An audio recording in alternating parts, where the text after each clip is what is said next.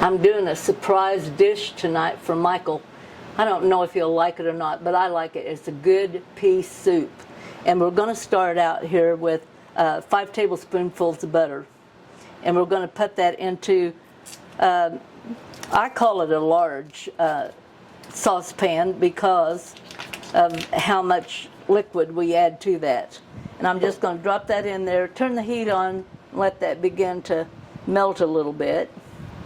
Here in my cup I have 1 cup of chopped up leek. Now you want to be sure that you take the first 3 or 4 layers off of your leek, wash it good, dry it, and then chop. That way you don't get any dirt in there. And I'm just going to pour them in there. This is really a simple recipe. Doesn't take very much. And I like it.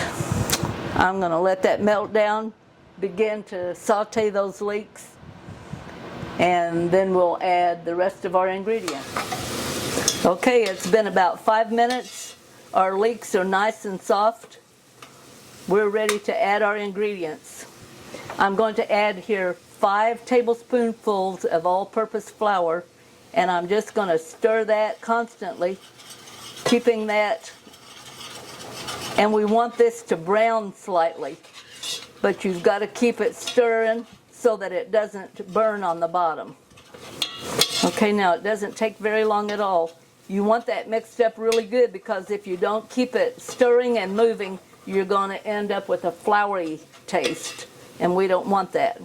To that, I'm going to add 1/3 cup of whipping cream.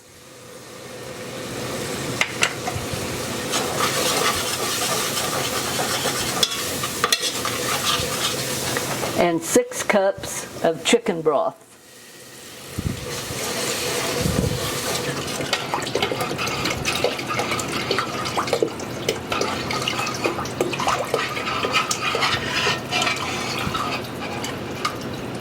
Okay. Okay. Stir that around just a little bit. And then to that, I'm going to add 6 cups of peas. These are sweet baby peas out of the frozen section.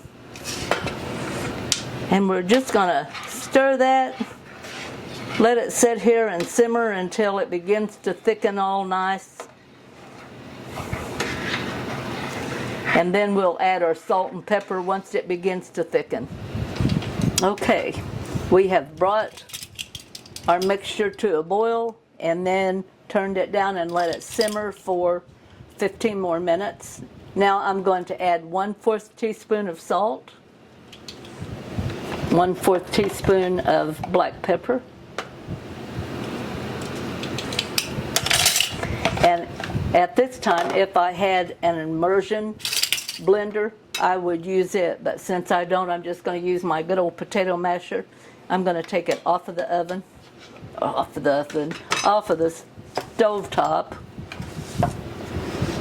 and I'm just going to mash those peas. Now what you could also do, you could put it in your blender if you have a blender that can stand super hot liquid. I may still have to do that,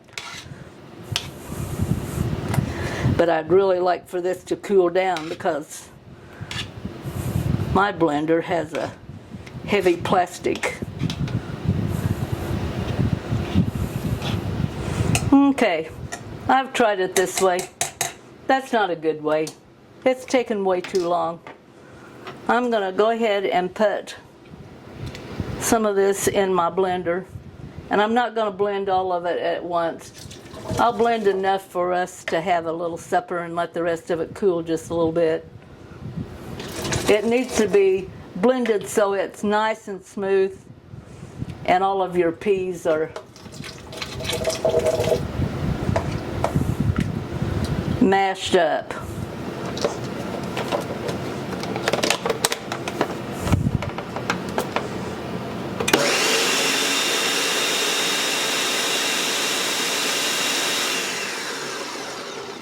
See, that's what they want it to look like. I'm going to take one of our bowls.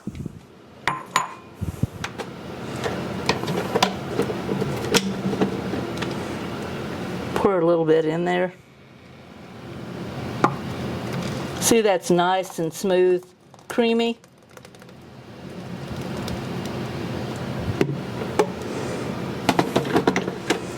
Now you can add whatever you want to after this. You can put a little sour cream in it.